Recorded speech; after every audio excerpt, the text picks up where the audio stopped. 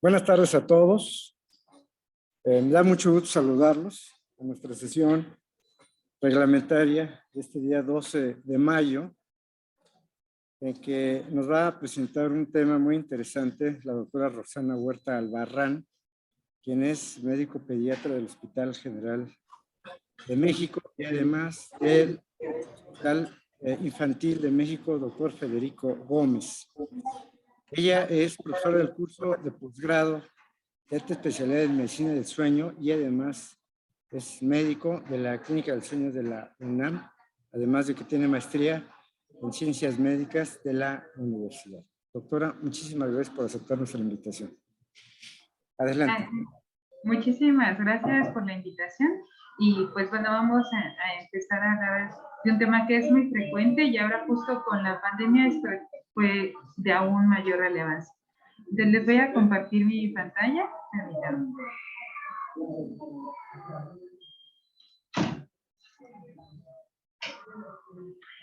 Listo, pues vamos a hablar de lo que se llama el trastorno del sueño en la edad pediátrica. Seguramente de alguna manera todos tenemos que estar en contacto con ello, ya sea porque tengamos familiares, amigos, sus hijos o incluso como pacientes. Obviamente nosotros esperamos un sueño normal, donde los niños duerman como angelitos, como se ven siempre en las fotos y nos da gusto. Sin embargo, en muchas ocasiones los niños no duermen de la manera que nosotros esperábamos.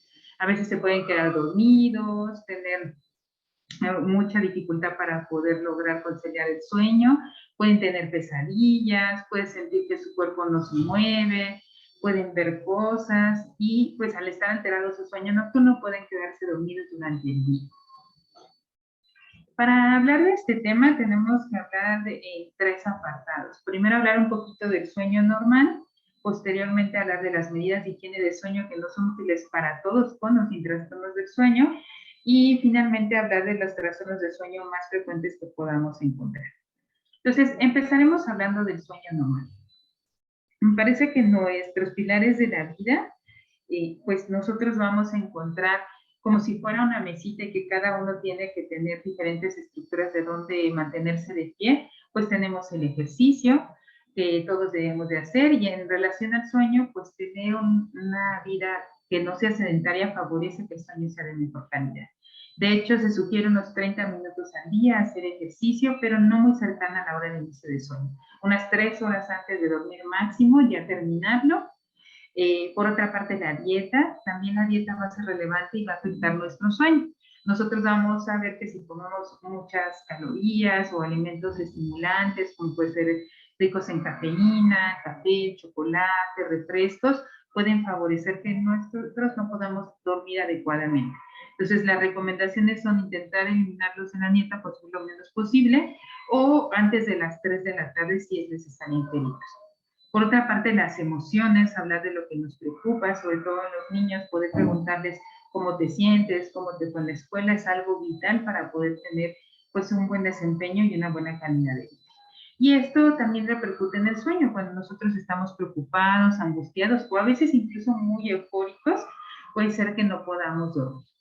Entonces, hablar de nuestras emociones y dormirnos independientes, eso puede permitir que el sueño sea de mejor calidad.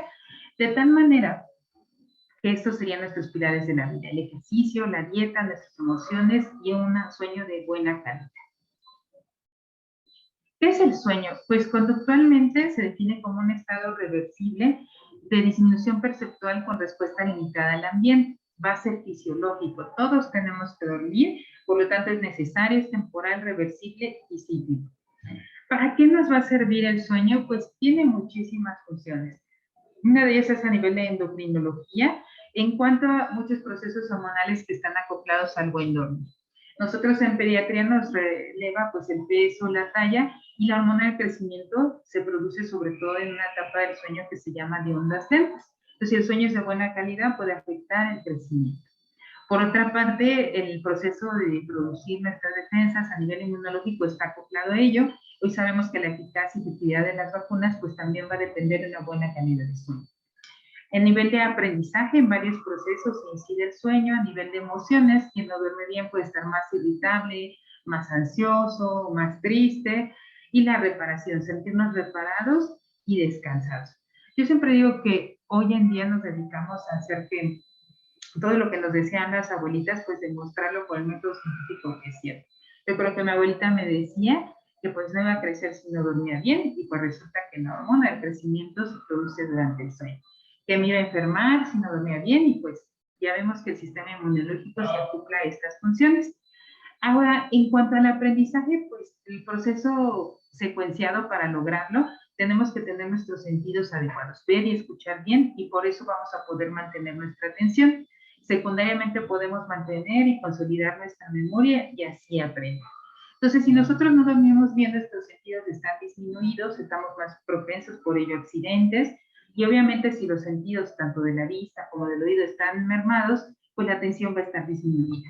Y entonces, ¿cómo voy a recordar algo que no percibí?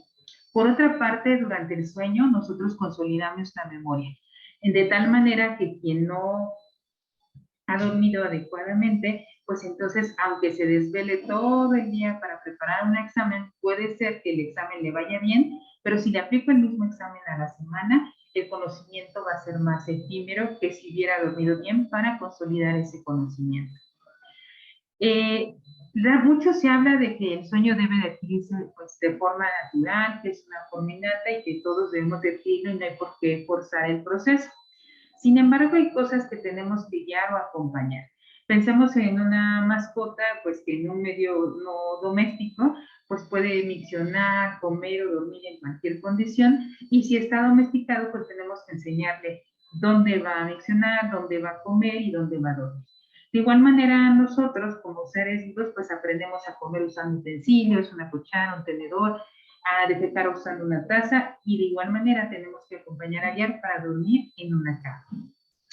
¿Qué mecanismos van a influenciar en nuestro sueño? Pues tiene que ver tanto por lo genético heredado por nuestros padres, tener un cronotipo.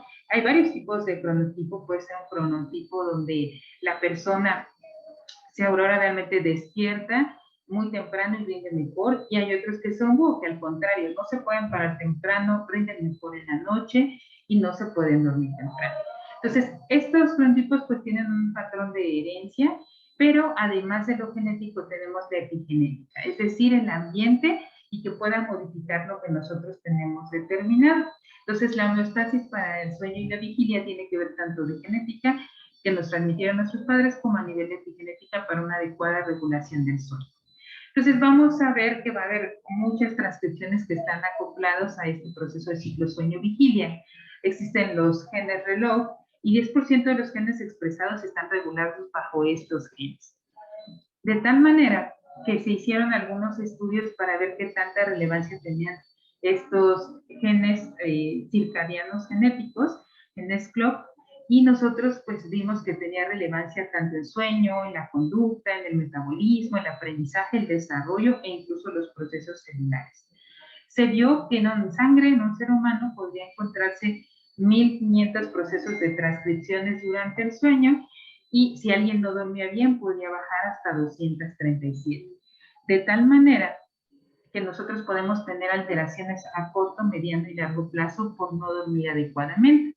Entonces, a largo plazo veríamos que no tener buen sueño pues nos puede favorecer sin tener carga genética, solamente por epigenética, trastornos del sueño, trastornos metabólicos, trastornos del desarrollo, incluso procesos demenciales, degenerativos, sin tener antecedentes de demencia en la familia, y obviamente los procesos neoplásicos porque no permitimos una reparación celular adecuada.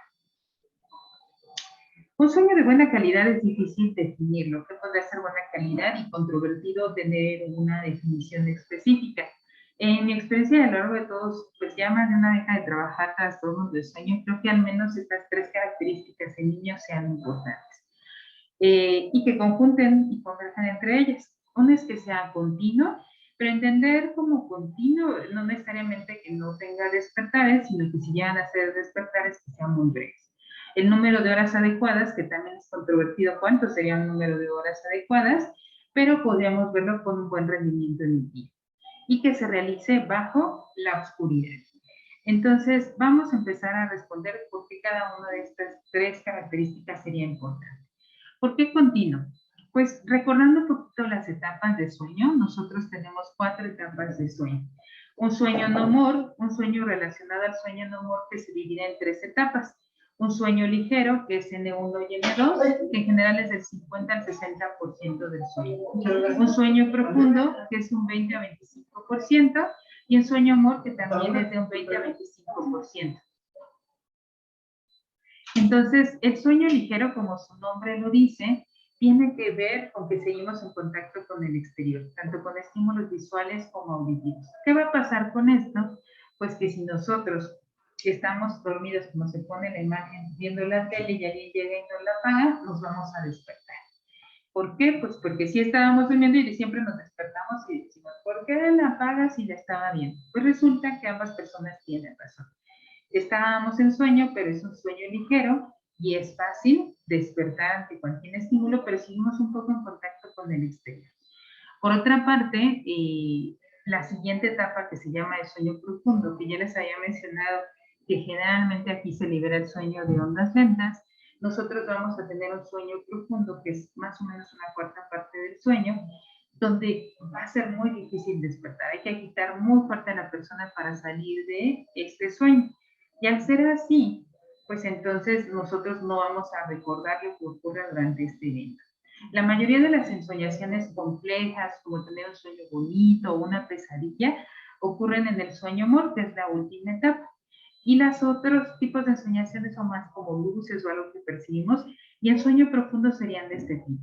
Sin embargo, no vamos a tener entonces recuerdos de algún sueño complejo durante esta etapa, el sueño profundo, pero lo que sí puede ocurrir es que nos movamos en automático. De la misma manera que cuando algunas personas que no tengan alguna debilidad visual y que se graban los espacios, el cerebro también puede actuar en automático cuando está en esta etapa de sueño profundo.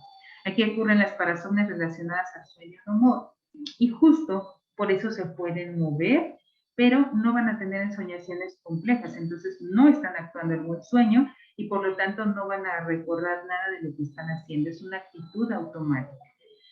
Y la última etapa de sueño amor, el sueño amor tiene que ver de las siglas de movimientos oculares rápidos, o REM en inglés, de Rapid Eye Movements, y entonces nosotros vamos a ver que este también es como una cuarta parte del sueño. Aquí sí están las ensoñaciones complejas, aquí ocurren las pesadillas, pero lo que es habitual es que en el momento yo no me puedo mover. La naturaleza es tan sabia que si yo pudiera actuar mis sueños, pues podría lastimarme o a alguien más.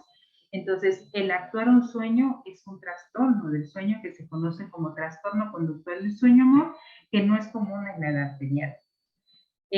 Lo que ocurre en esta etapa, pues es que vamos a estar dormidos, tenemos atonía, no nos podemos movilizar, pero sí podemos tener estas ensoñaciones. A veces por error entra una etapa de vigilia, como de despertar, y se conoce lo que es parálisis de sueño o se te sube el muerto. Y es esa sensación de que no nos podemos mover, pero finalmente pareciera que estamos conscientes. Y tiene que ver porque estábamos en sueño amor y en esta atonía. Entonces, vemos cómo se divide en sueño no amor y sueño amor, y de igual manera en un recién nacido vamos a tener divisiones solamente en estas dos etapas de un sueño transicional. A lo largo de la noche estábamos explicando que lo ideal es que fuese continuo. Este es un himnograma que así lo muestra una polisomnografía, que es un estudio donde nos quedamos a dormir, se ve a través de una cámara y se conectan varios electrodos a lo largo de nuestro cuerpo para poder clasificar el sueño. Entonces nosotros a lo largo de la noche, todo esto que les acabo de explicar es solo un ciclo de sueño. Y a lo largo de la noche tendremos de 3 a 5 ciclos. Que sería ciclo 1, ciclo 2, ciclo 3, ciclo 4 y ciclo 5. Pero la proporción, cada uno de los ciclos tiene las 4 etapas, pero la proporción de cada etapa es lo que varía. Entonces nosotros vemos lo que está en azul turquesa, pues vamos a ver que la segunda mitad de la noche es más rica en sueño amor. Entonces, si nosotros tenemos un sueño interrumpido, donde a lo mejor estoy cansada, me acuesto a dormir, despierto para volver a estudiar y luego me vuelvo a dormir, entonces fracciono mi sueño y no necesariamente si iba en el ciclo 2, continúo en el sueño 3. Entonces, al tener un sueño fraccionado puede ser que me pierda de la mayor cantidad de sueño amor. Por eso debe de ser continuo. De igual manera, si nosotros nos dormimos a las 12, 1 de la mañana y me tengo que parar a las 4 y dormir solo 3 horas, pues me pierdo de la mayor cantidad de sueño. ¿Qué pasa con las siestas? En general, las siestas biológicamente después de los 4 años ya no son necesarias.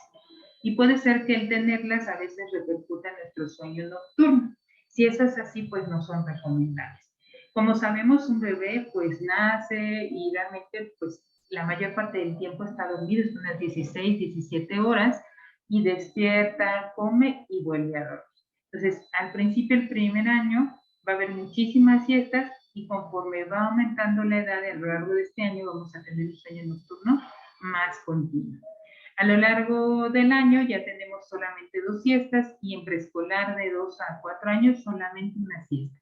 También las siestas van siendo más cortitas, 30, 40 minutos, no van a ser tan prolongadas porque justamente ya están acoplándose a un sueño nocturno mayor. Entonces, esa es la relevancia de que sea continuo, el que podamos tener la proporción adecuada en nuestras horas de sueño. Ahora hablaremos un poquito de por qué en la oscuridad. Pues se han descrito realmente estos ciclos de sueño, vigilia y pues procesos acoplados a él.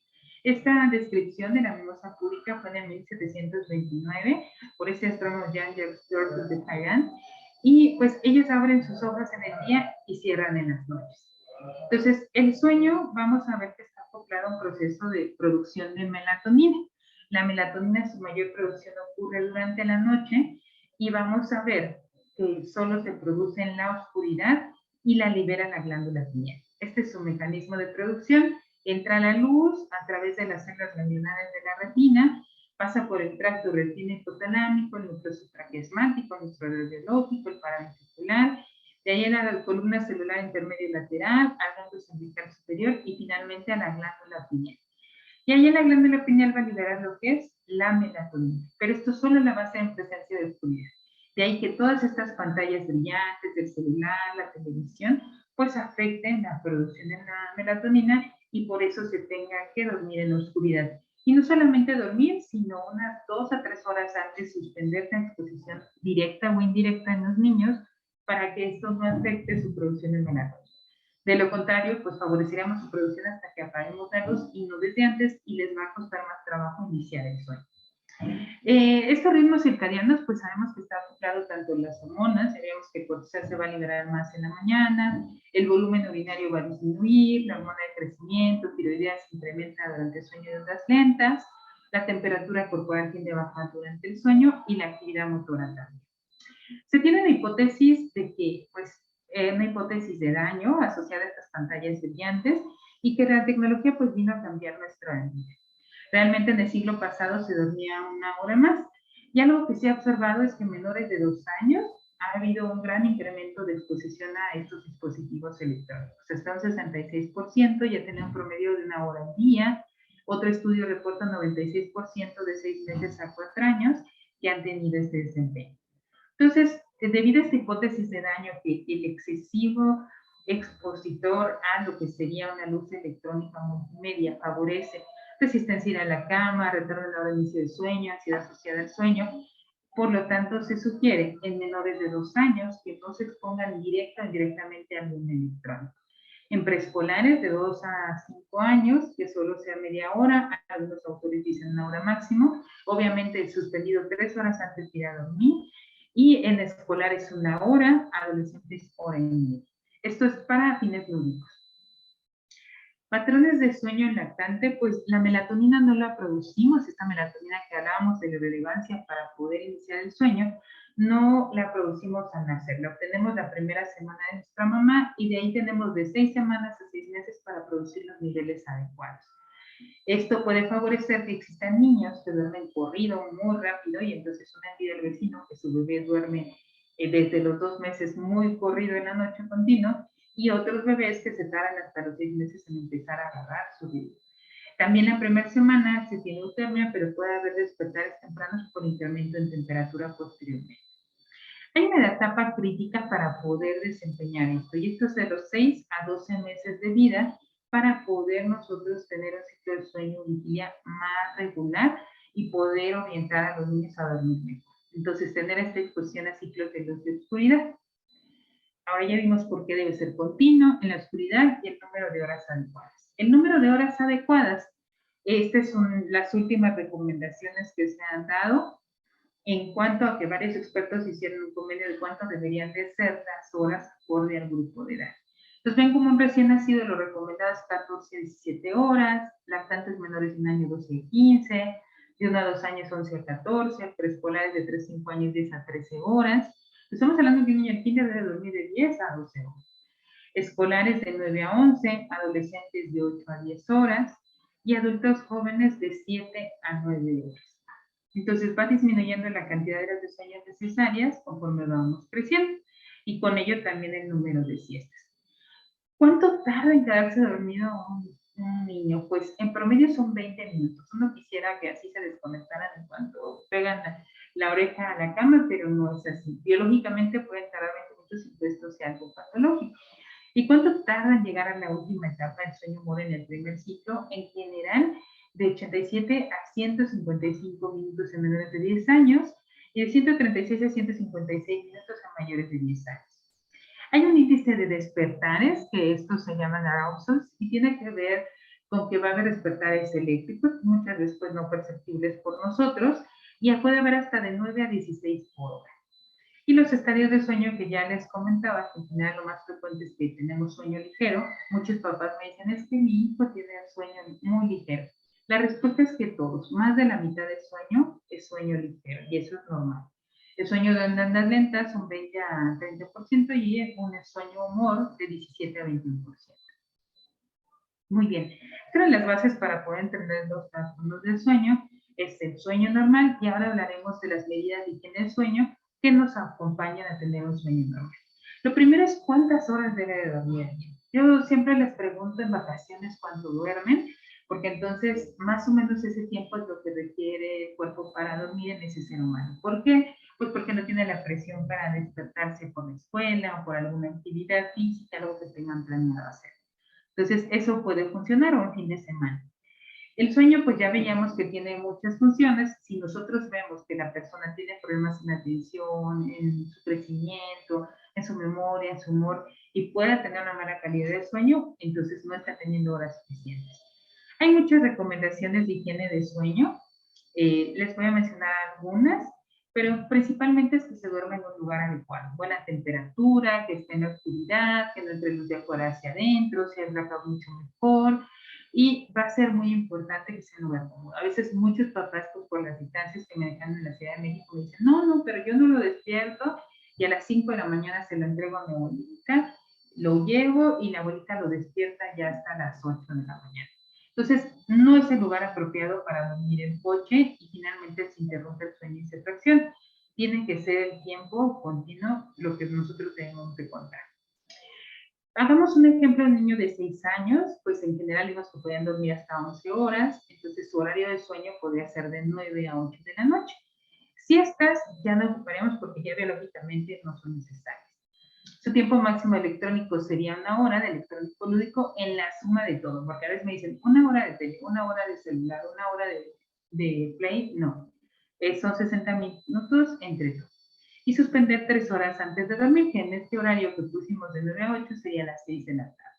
Cuando yo explico esto, todos los papás gritan y me dicen que qué van a hacer 3 horas si no pueden usar electrónico durante este tiempo.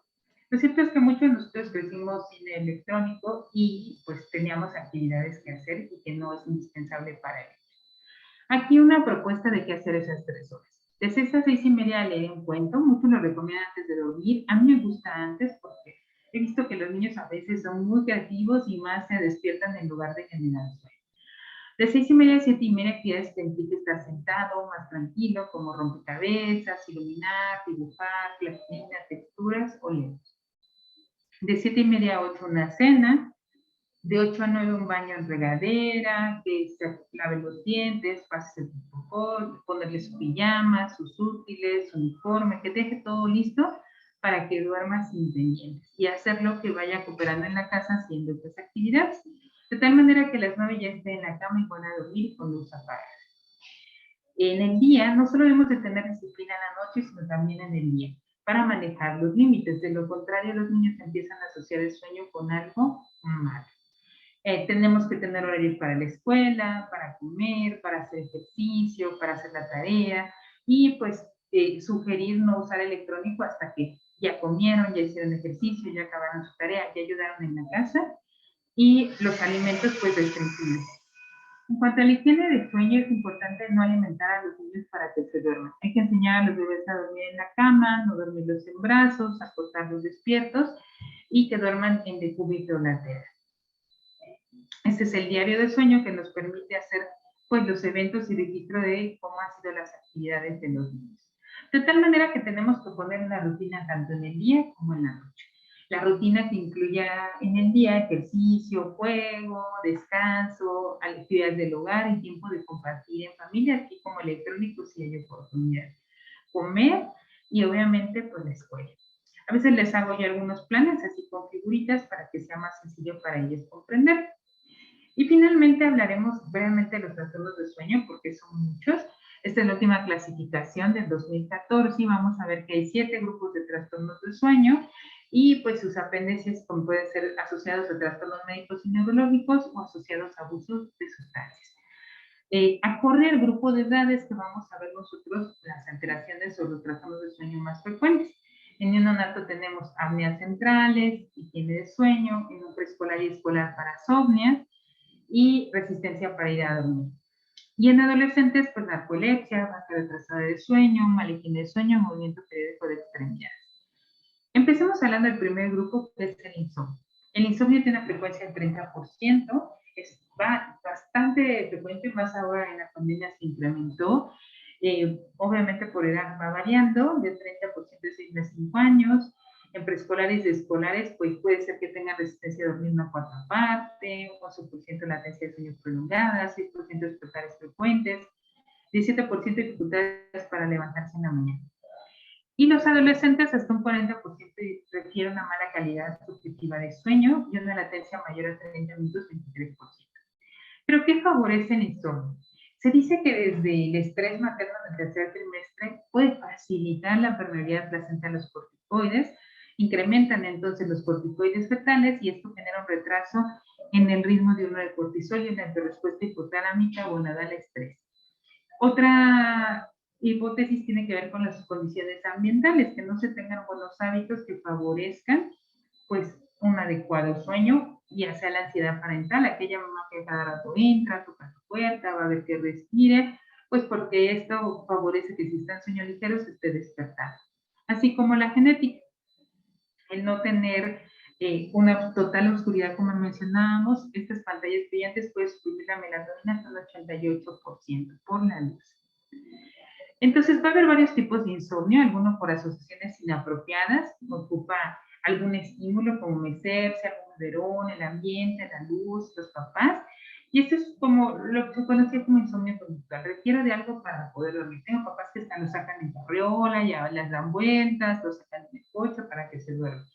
Entonces, si nosotros habituamos a que se requiere de algo para poder dormir, si llega a haber un despertar, que no es raro en niños que existan, le va a costar trabajo conciliar el sueño nuevamente a menos que se haga una de estas actividades. Otra tiene que ver con la ausencia de límites, una higiene adecuada de sueño, un insomnio psicofisiológico donde ya hay una hipervigilancia por experiencias previas y con miedo a no ser capaces de dormir.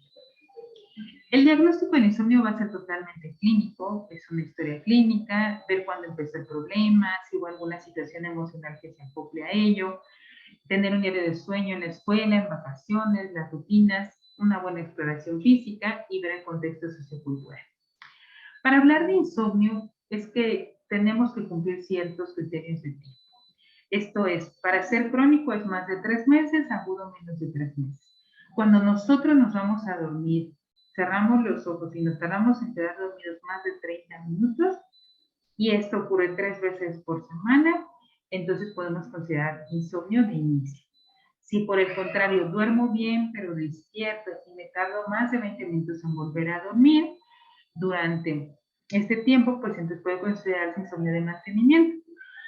Los criterios van enfocados a lo que sería manifestaciones en el día y en la noche. En la noche, pues es esto que hemos ido mencionando, que cueste trabajo iniciar el sueño, mantenerlo, que se despierte precozmente. Le toca despertarse a las 9 y se despierta a las 3, 4 de la mañana y ya no vuelve a dormir, que se resista a ir a la cama en un horario apropiado, y dificultad para dormir sin intervención de los padres o cuidadores. En cuanto al funcionamiento diurno, pues las repercusiones que sean porque estén cansados, alterada su atención, su memoria, el rendimiento social, la alteración del humor, irritabilidad, somnolientos, hiperactivos, disminuidos de energía y pues no rinden bien. Entonces, esto se debe a que existan las condiciones adecuadas, pero aún así no logren dormir, que ocurran 3 veces por semana y que no se explique mejor por otro trastorno de sueño. El diagnóstico es clínico y pedir un estudio de sueño solo lo haríamos en caso de que sospechamos otro trastorno de sueño, como una apnea obstructiva, alguna parasomnia típica, un trastorno de movimiento periódico de extremidades o una epilepsia nocturna. De no ser así, el diagnóstico es clínico y el abordaje es en función de ante qué nos encontremos. Hay que ver si estamos ante un niño sano o algún niño con trastornos médicos, genéticos, neurológicos o psiquiátricos que favorezcan el insomnio. De tal manera, pues que el dolor, un niño con asma, con reflujo, con niveles de ferritina bajos, pueden favorecer que no duerman adecuadamente. Genéticamente, Brett, Williams, Edmayenis, Angelman tienden a tener insomnio.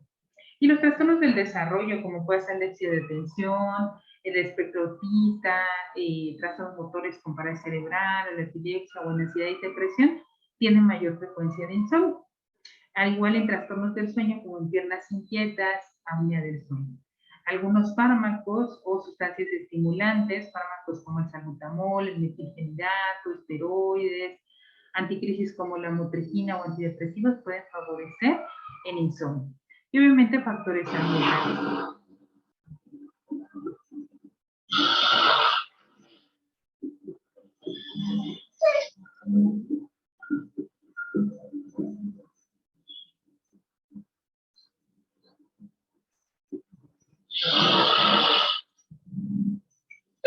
Me gusta este video porque justo muestra la relevancia del ambiente. Si comparten cuarto y el papá es un roncador impresionante, pues puede despertar a los que están acompañando, incluyendo al bebé. Entonces, tenemos que ver si estamos ante un problema ambiental o algún problema genético o algún problema neurológico. En general, el trastorno de espectro autista tienden a dormir menos horas de lo que se conoce como lo habitual, ¿no? Por otra parte, tienen mayor facilidad de tener problemas para mantener el sueño, mayor número de despertares o despertares precoces y menor cantidad de sueño. En estos padecimientos, o así como en los genéticos, si está indicado, se sugiere el uso de melatonina. Entonces, en trastornos del desarrollo, en trastornos genéticos favorecedores del insomnio, las recomendaciones son el uso de melatonina. No así en si no se existen estas condiciones. La primera línea de tratamiento va a ser la higiene del sueño, que ya mencionamos en el capítulo anterior, y la terapia cognitivo-conductual para encontrar qué fue lo que nos afectó el sueño. Entonces tenemos que ver si estamos ante un niño sano, con o sin factores de riesgo, y en función de eso decidir higiene del sueño o si es necesaria una evaluación para descartar antecedentes como ansiedad o depresión, y en cuyo caso puede ser que sí tengamos que iniciar tratamiento, pero para ello. En pediatría se suelen usar antihistamínicos, melatonina, clonidina, como para intentar mejorar el sueño de los niños, porque es una reclamación frecuente de los papás porque no logran dormir adecuadamente. Sin embargo, la FDA no ha autorizado ningún medicamento para el manejo de insomnio en pediatría, de tal forma que la primera línea de tratamiento va a ser la higiene del sueño y la terapia cognitivo-conductual, y en una segunda línea la melatonina. Vean como mayores de 18 años, estos son los que se han aceptado para insomnio, y menores de 18 años no hay ninguno, y la difenhidramina con un mínimo efecto. La melatonina se va a cambiar la dosis en función de la edad. Si son preescolares, 300 microgramos, escolares 2.5 a 5 y adolescentes 5 a 10 miligramos. Algunos usan medidas homeopáticas como la valeriana y que hablan de mejoría en calidad del sueño, los antihistamínicos, que sobre todo apoyan para los despertares. Si hay comorbilidades como el autismo o el déficit de atención, puede ser que necesite combinarse con clonidina, la melatonina. Entonces, en función de lo que encontremos, nuestro espectro general, tendremos decisiones.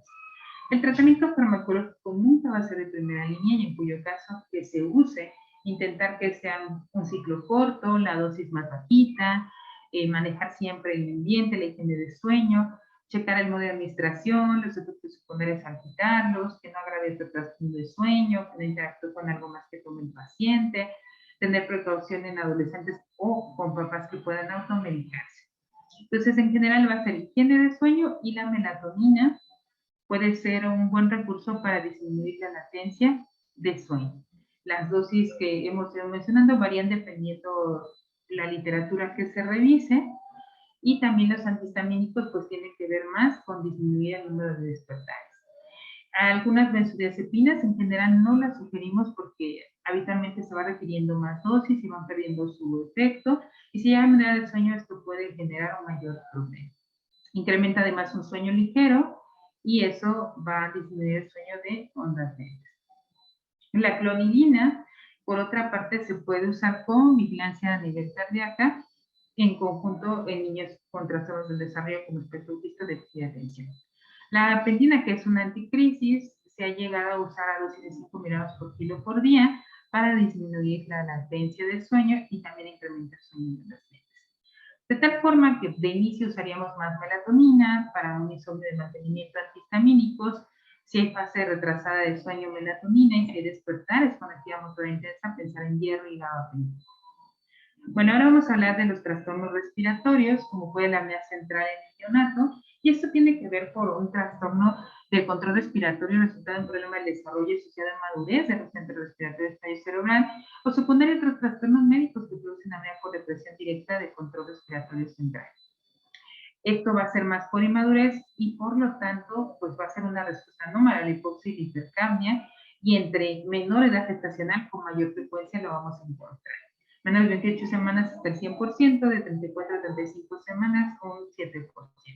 Y esta es una polisomnografía nuevamente, este es el electro, es el electrocardiograma, el flujo, cómo se mueve el pecho, vean, tiene que haber movimiento del tórax, del abdomen, y cuando hay apneas centrales, no se mueve el pecho, no se mueve el abdomen, no se manda el estímulo del centro respiratorio, y por lo tanto no hay flujo y hay desaturación. Este es un registro de un video de un bebé, y justamente pues aquí está teniendo una respiración normal, pero aquí vamos a ver lo que ocurre en la apnea. Deja mover el pecho, el abdomen, y por lo tanto no hay oxigenación. Este es un signograma que nos permite ver a lo largo de la noche cuántos episodios de apnea tuvo y las desaturaciones que tenía. Nunca dormir un bebé boca abajo favorece mayor muerte súbita, siempre dormido boca arriba. Los tratamientos están indicados para las 43 semanas de gestación corregidas, cafeína o teofilina. Y esta, pues, en algún algoritmo de cómo debe ser tratado en función de la respuesta. Y serían las apneas centrales. También tenemos las apneas obstructivas, que tienen que ver con trastorno de la respiración del sueño, caracterizado por obstrucción parcial prolongada en la vía aérea superior y obstrucción completa intermitente, ya sean hipopneas o apneas de origen obstructivo, y esto puede ser por muchas razones. La estructura física del paciente, hay varios fenotipos de la apnea obstructiva, o a veces tiene que ver con el tono muscular que esté disminuido. Que estas estructuras, el paladar, la úvula, la lengua estén afectadas, las amígdalas, y obviamente va a ser factores predisponentes de obesidad, pero no es exclusivo de niños con obesidad. Hipertrofia adenoidea, trastornos musculares por la hipotonía, síndromes genéticos, síndrome de Down, acondroplasia, y las manifestaciones tienen que ver con la respiración oral crónica, ronquido, dificultad respiratoria, hipersomnia, hiperactividad, enuresis o hipertensión. El diagnóstico es clínico de sospecha y el examen también a la exploración, pero una polisomnografía nos permite catalogarlo y dar un diagnóstico definitivo.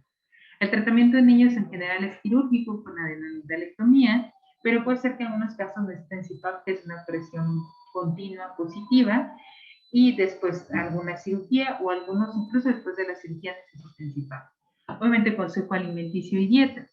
Posteriormente tenemos las hipersomnias, que es conocido como narcolexia, donde sus 4 síntomas cardinales van a ser la parálisis de sueño ya mencionada, la hipersomnia en el día, a través de escala de Epworth nos permite determinarlo, tener alucinaciones al inicio o al final del sueño, que son alucinaciones hipnagógicas o hipnopómpicas, y la cataplegia, que es una pérdida del tono muscular precipitada por risa o alguna emoción fuerte.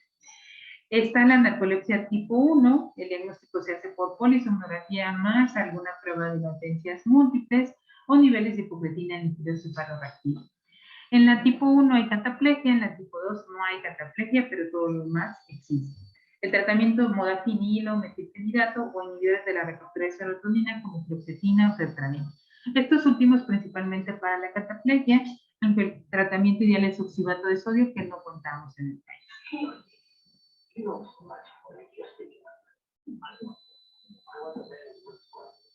Pues vemos este video, cada que se ríe el niño pierde el tono muscular del cuello. A veces puede ser algo tan poco perceptible en la cataplegia y eso nos pueda dificultar el diagnóstico. Distinto de este adolescente.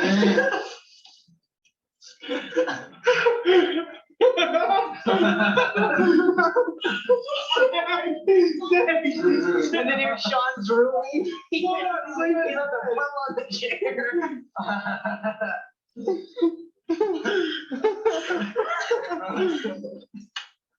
You can't get up.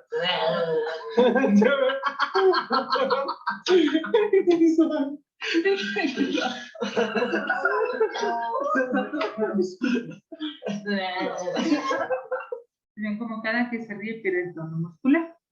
Eso sería una cataplegia.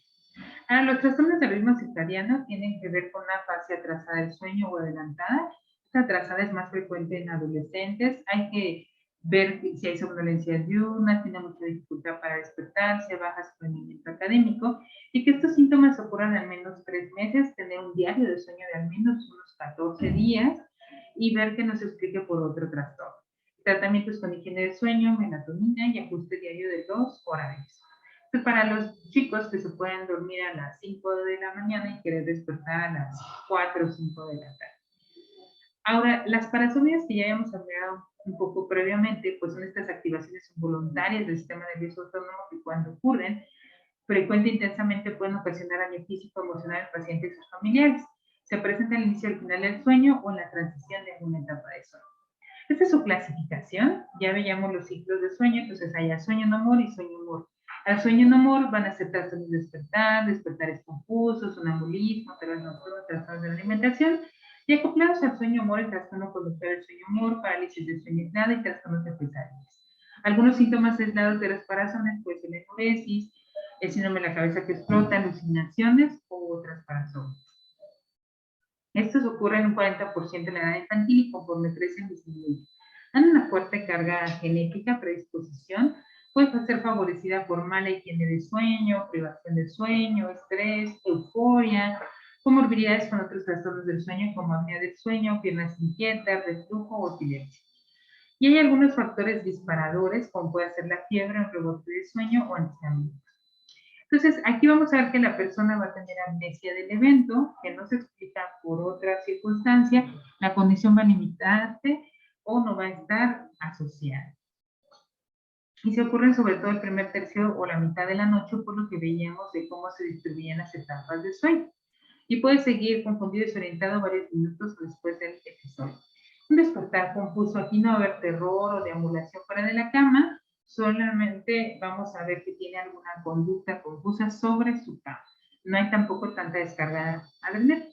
Vemos que nuevamente esto es una polisomnografía, cómo se incorpora, se moviliza de un lado a otro, está con ojos abiertos, pero es una parasomnia relacionada al sueño y humor, despertar confuso.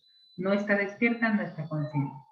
Un terror nocturno va a tener esta descarga adrenérgica, taquicardia, taquipnea, sudoración, y tampoco lo van a recordar los niños.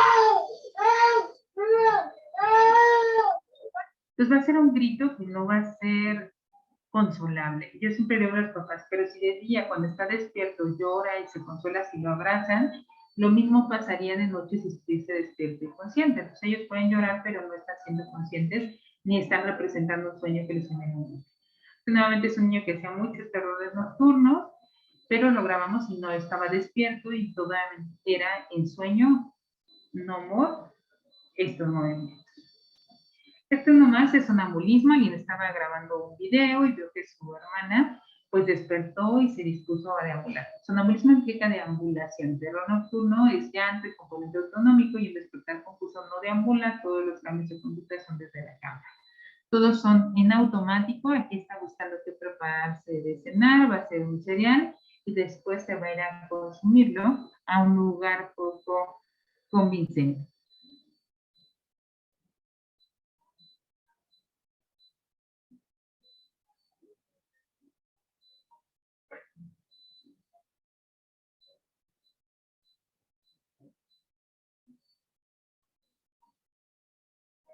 Entonces, vean, se preparan su cereal, tienen ojos abiertos, pero no va a recordar nada de esto. Son movimientos automáticos y aquí se lo va a comer.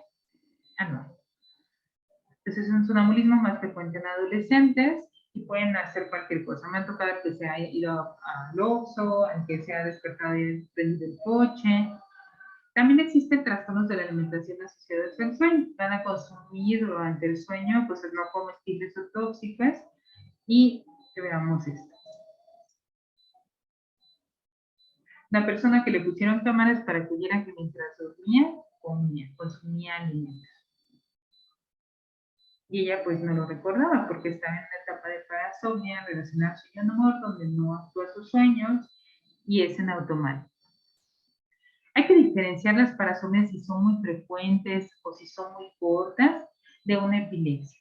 Y para esto checar la duración, en qué tiempo de la noche ocurren, si en la primera media hora después, el número de eventos. En general en la epilepsia suelen ser muy frecuentes y diarias. Las parasomnias suelen ser más esporádicas. Entonces, si nosotros tenemos dudas si estamos ante una epilepsia o una parasomnia, hay que hacer estudio de sueño. Si tenemos duda de la presencia de una apnea de sueño, piernas inquietas o epilepsia, hay que hacer su estudio de sueño. De lo contrario, solo se maneja y tiende de sueño. Entre las parasomnias relacionadas al sueño tenemos las pesadillas. Todos hemos tenido alguna pesadilla alguna vez en la vida, pero esto va a ocasionar alguna alteración funcional en el día, con un impacto negativo en nuestro rendimiento. Y pues se diferencian de los terrores nocturnos en que las pesadillas la persona despierta y recuerda y puede acompañar, y en un terror nocturno la persona que lo padece no percibe nada. La enuresis se da sobre todo en mayores de 5 años, que al menos ya llevan 3 meses orinando en la noche 2 veces por semana. Si nunca han logrado estar secos, es primaria, y si alguna vez han logrado estar secos por más de 6 meses, es secundaria. Nosotros vamos a tener que, si vemos un niño con enuresis y que ha tenido alguna circunstancia de que se muerda la lengua, diferenciarlo de epilepsia. Finalmente, los trastornos del movimiento, tenemos piernas inquietas, donde va a ser la sensación de movilizar las piernas antes de dormir, se asocia a déficit de ferritina, de hierro. Tratamiento puede ser hierro, si está deficiente, o ejercicios de estiramiento o momentos antes de dormir. Las migrañas benignas de la infancia ocurren en la lactancia, sobre todo 3 a 8 meses, pero seguramente muchos de nosotros lo seguimos haciendo, y pueden involucrar cabeza, cuello, extremidades, y la expresión neurológica es normal. No necesita tratamiento, y vamos a ver cómo ocurre. Entonces, este es un video electro, está el video conectado al encefalograma, vemos cómo se moviliza de diferentes extremidades, y pues eso asusta mucho a los papás. Pero estas son las mioclonías benignas del sueño. Y finalmente, pues recordar que hay mioclonías de origen epiléptico. Esto vamos a ver, una nena está durmiendo, viene la descarga epiléptica y ahora viene el despertar. Nuevamente está dormida, viene la descarga epiléptica y ahora viene el despertar. Son mioclonías de origen epiléptico. En el sueño podemos ver automatismos, momentos de la pena que hay que descartar que no sean crisis, ver cambios de coloración, eventos de mirada perdida, algún brinquito súbito que sea justamente al despertar, como en el síndrome de West, movimientos que puedan ser automáticos, pero que se dan a la palpación, y pues esto recordando la clasificación de las crisis neonatales o de las crisis epilépticas. En sueño podemos tener algunas crisis como esta, que tiene aumento del tono generalizado, sobre todo en síndrome de Lennox-Gastaut. Vamos a ver qué ocurre con frecuencia durante la noche. Entonces hay que saber describir la crisis para poder nosotros tener claro ante qué estamos. Entonces, debemos de saber que el sueño tiene que ser continuo, en la oscuridad y el número de horas adecuadas para la edad. Es vital para una adecuada calidad de vida, pues incluye nuestro rendimiento cognitivo, inmunológico, metabólico y estado anímico. Y los trastornos del sueño son frecuentes y diversos en la edad pediátrica. Es vital identificarlos y tratarlos oportunamente. Para tener un buen día debemos tener una buena noche de sueño. Estamos acostumbrados a dormir si nos da tiempo y debemos cambiarlo por dormir como se debe y habituar nuestras horas para ello. Pues debemos hacer el sueño una prioridad. Muchas gracias por su atención. Les dejo mi correo para cualquier cosa, que es neurorosana@gmail.com, y muchas gracias por la invitación. Un gusto estar aquí con ustedes.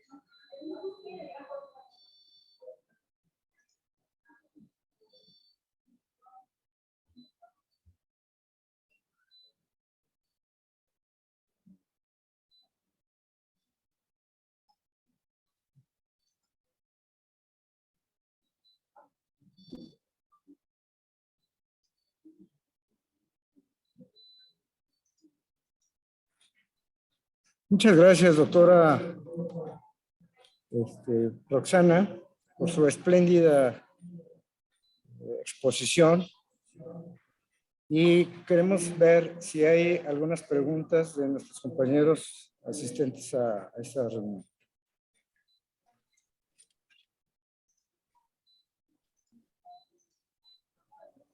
Sí, muchas gracias, doctor.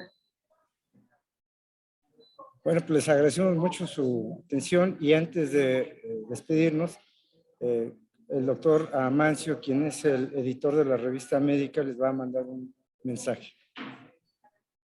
Gracias.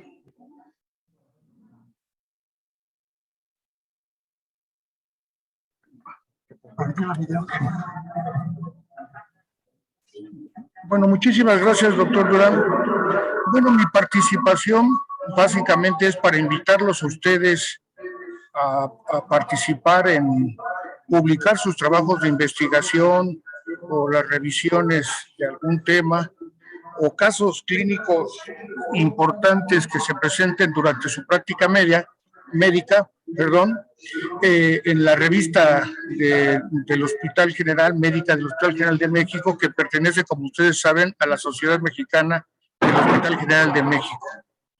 Es importante que transmitamos los conocimientos que adquirimos en nuestra práctica médica y poderlos tener documentados en nuestra revista, que actualmente tiene una difusión en varios países del mundo, y el hecho de que se presente en inglés pues le da una mayor difusión.